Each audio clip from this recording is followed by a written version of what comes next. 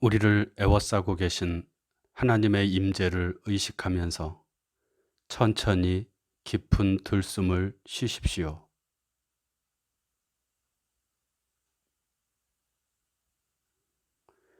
이제 우리 안에 내주하시는 하나님께서 나를 통해 숨을 쉬시도록 천천히 날숨을 내쉬십시오.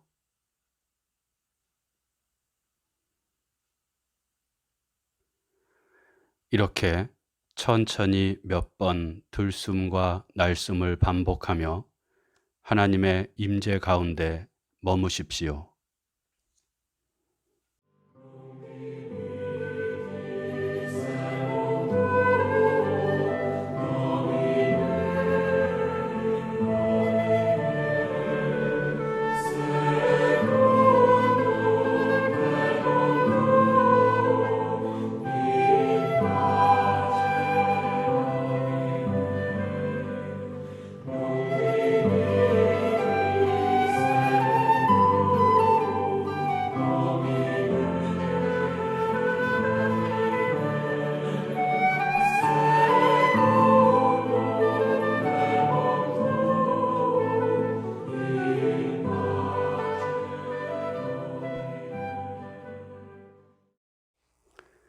오늘 우리에게 주시는 하나님 말씀은 누가복음 2장 22절에서 33절 말씀입니다.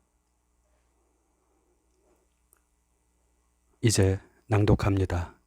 하나님 말씀에 경청하십시오.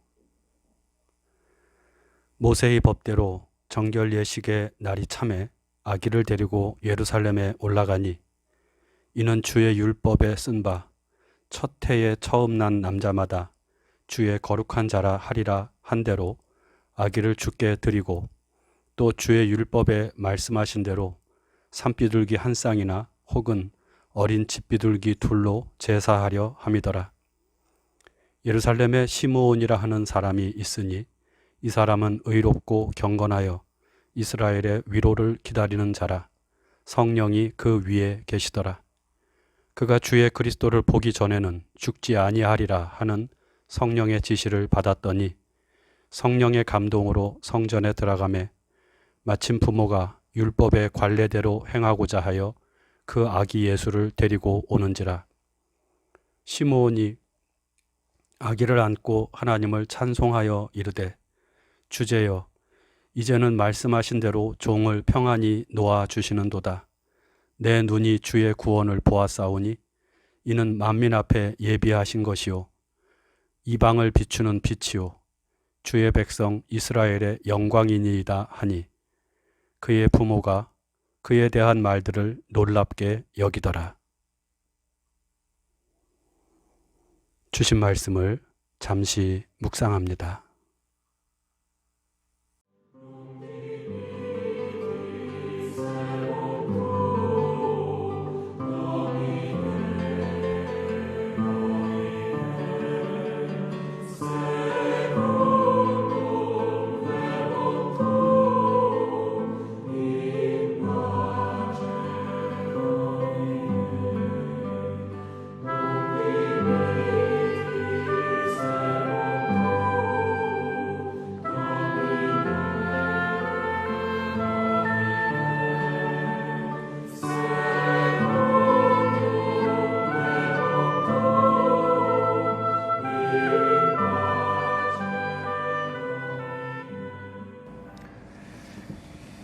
성탄절 첫째 주일이자 2020년도 한 해를 마감하는 송년주일입니다. 우리는 지난 25일 성탄절 예배를 함께 모여서 드리지 못하고 목사가 성도들 가정을 방문해서 성탄 인사와 기도를 하는 것으로 대신하였습니다. 원래는 각 가정을 찾아가서 성찬식, 성례전을 행하려고 했는데 이마저도 코로나19의 확산과 또 주변의 시선 때문에 할 수가 없었습니다. 교회의 가장 큰 명절이라고 할 수 있는 성탄절을 너무 초라하게 보내게 되어서 마음이 아프고 또 죄송스럽기도 하지만 또 한편으로 생각하면 초라하게 마국간 말구유 위에 오셔서 가장 낮은 이들, 목자들의 찬송을 받았던 아기 예수, 그 소박한 첫 성탄절의 의미를 다시 생각할 수 있는 기회였다고도 생각이 됩니다. 요란한 캐롤송이 울려 퍼지고 화려하고 떠들썩한 파티가 열리는 성탄절보다는 오히려 조용히 가장 낮은 곳에 임한 하나님, 아기 예수를 우리들 각자의 가슴 속에 그리고 가정 안에 모시는 것이 성탄절의 진정한 의미이기 때문입니다. 이제 송년주일을 맞아서 한 해를 되돌아봅니다. 코로나19로 시작된 2020년도는 우리의 생각과 삶을 송두리째 바꾸어 놓았습니다. 비대면과 거리두기는 이제 일상이 되어버렸고, 약한 자나 강한 자, 가난한 자나 부유한 자, 낮은 자나 높은 자를 가리지 않고 모두에게 말하자면 평등하게 전파되는 바이러스로 인해서 어쩔 수 없이 우리는 모두 연결되어 있다는 그런 의식을 갖게 되었습니다. 과학기술의 발전과 한계가 없이 뻗어 나갈 것만 같았던 인간의 물질 문명이 눈에 보이지도 않는 그 작은 바이러스에 의해서 무너져 내리고 일시 정지되는 현상을 목도하면서 인간의 나약함을 깨닫게 되기도 하였습니다. 누군가 이런 얘기를 하더군요. 코로나19는 신이 주신 것이다. 인간이 신이 만든 세상을 자꾸 파괴하니까 신은 코로나를 통하여 인간을 정지시킨 것이다. 결국 코로나19는 인간의 탐욕과 무분별한 개발, 환경 파괴로 인해서 우리 인간 스스로가 자초한 일이라는 것이죠. 그래서 코로나19를 극복하는 길은 백신을 잘 만들어내는 데 있지 않고 욕망에 물든 우리의 삶을 바꾸는 데 있다는 말에 공감이 됩니다. 2020년 1월 더 나은 한 해가 되기를 소망하며 기대했지만 예기치 못한 코로나 사태로 인해 우리는 무너짐과 절망과 큰 고통을 경험해야만 했습니다.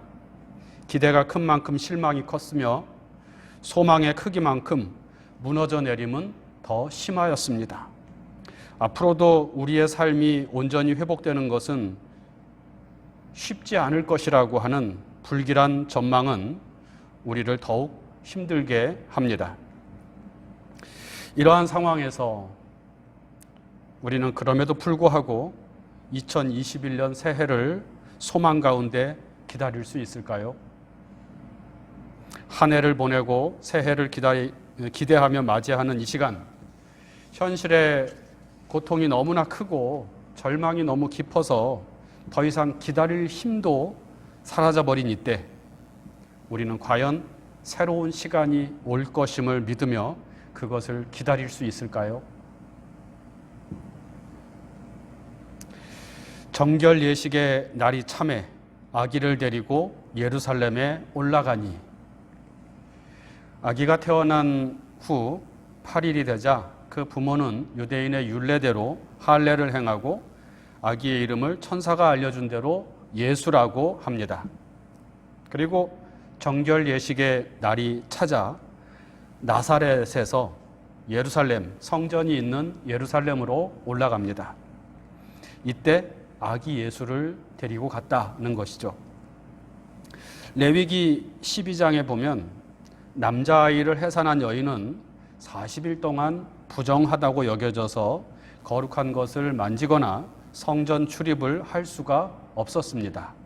하여 40일이 지나면 곧 정결 예식의 날이 차면 성전의 제사장에게 번제로 어린 양이나 비둘기를 바쳐야 했습니다. 그러면 부정했던 몸이 정결해져서 자유롭게 활동할 수 있게 되는 것입니다. 아기 예수의 부모가 예루살렘에 올라간 이유는 바로 이 정결 예식을 행하기 위함이었습니다.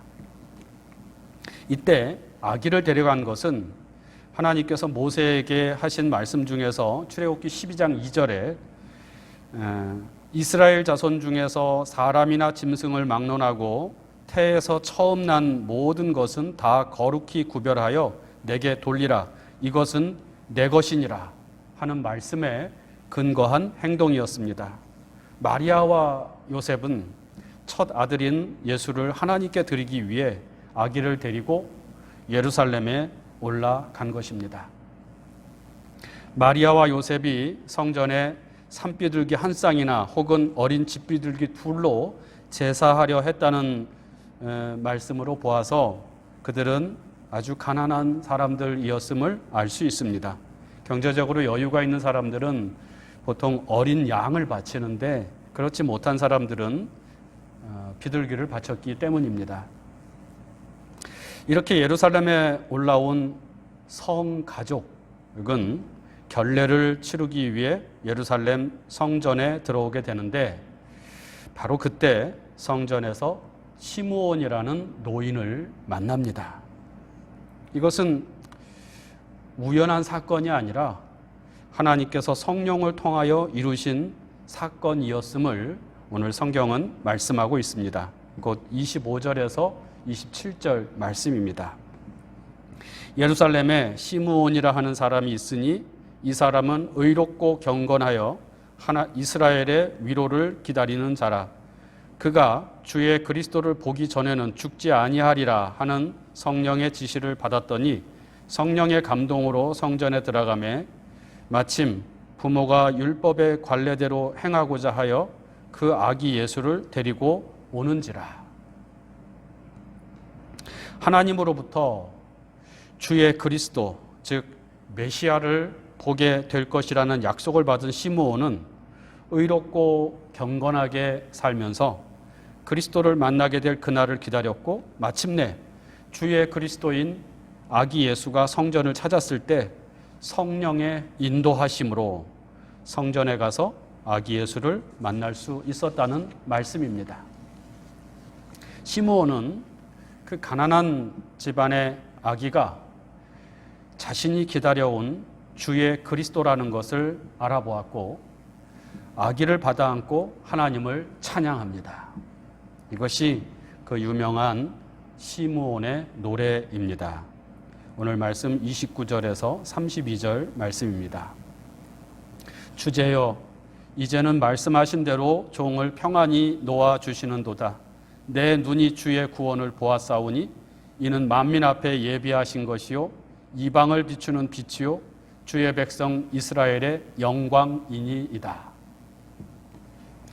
이 찬양 안에는 많은 영적인 의미가 담겨져 있는데 그중 하나는 하나님의 구원자를 만나고 그를 알아보는 자는 평안을 얻는다는 것입니다.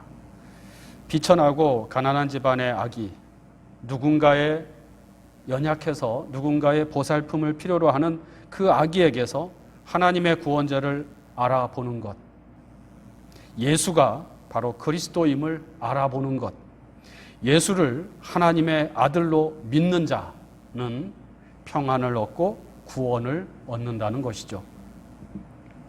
그리고 시므온의 노래에 담겨있는 또 하나의 의미는 하나님의 구원자는 소위 하나님의 백성인 유대인들만을 위한 구원자가 아니라 이방을 비추는 빛이요 만민의 구원자라는 것입니다.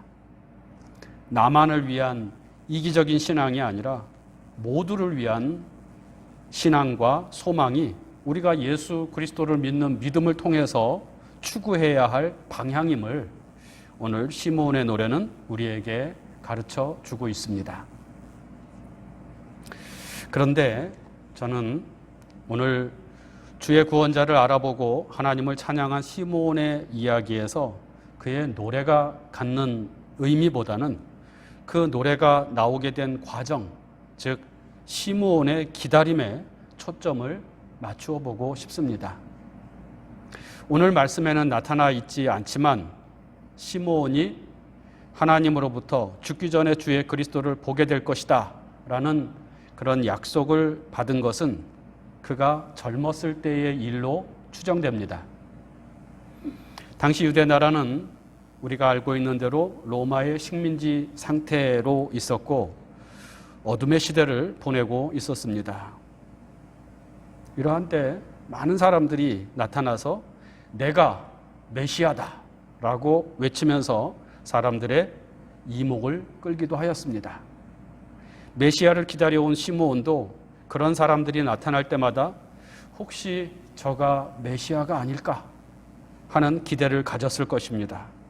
하지만 기대는 이내 실망으로 변했습니다. 그들은 메시아가 아니었던 것입니다.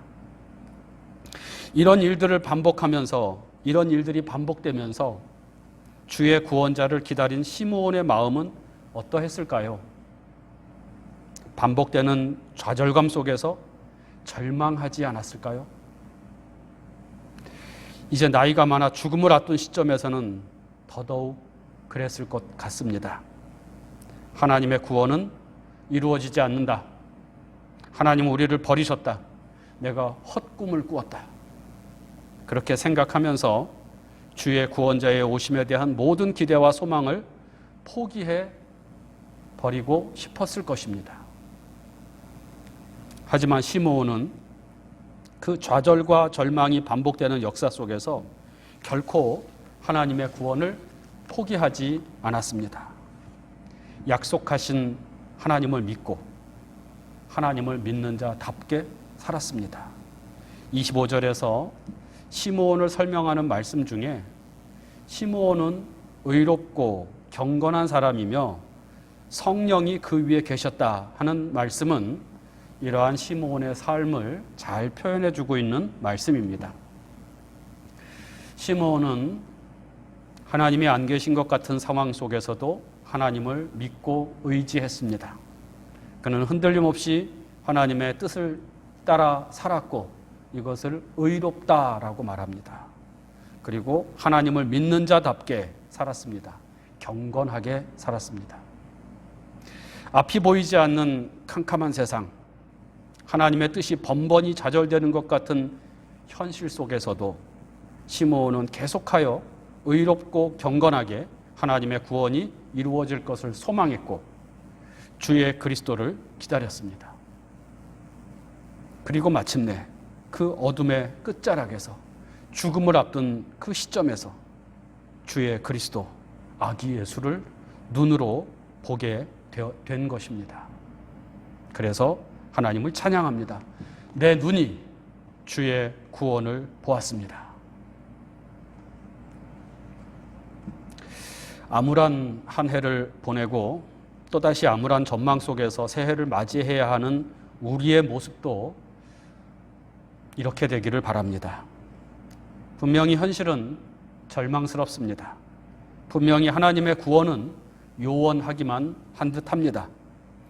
어둠이 빛을 이기고 불의가 정의를 덮어버렸습니다.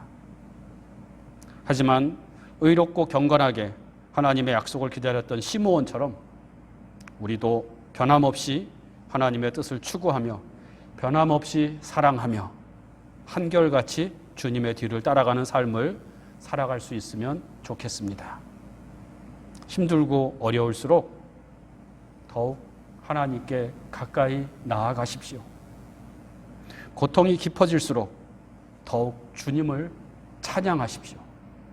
그래서 마침내 내 눈이 주의 구원을 봅니다 라고 소리 높여 찬양할 수 있게 되기를 바랍니다. 묵상합니다. 아기 예수 안에서 빛나는 하나님의 구원자를 알아본 시므온을 묵상합시다. 그리고 어둠의 시대 한가운데서 주의 구원을 보기를 소망합시다. 내 눈이 주의 구원을 봅니다를 깊이 묵상합시다. 나는 주의 구원을 보고 있습니까?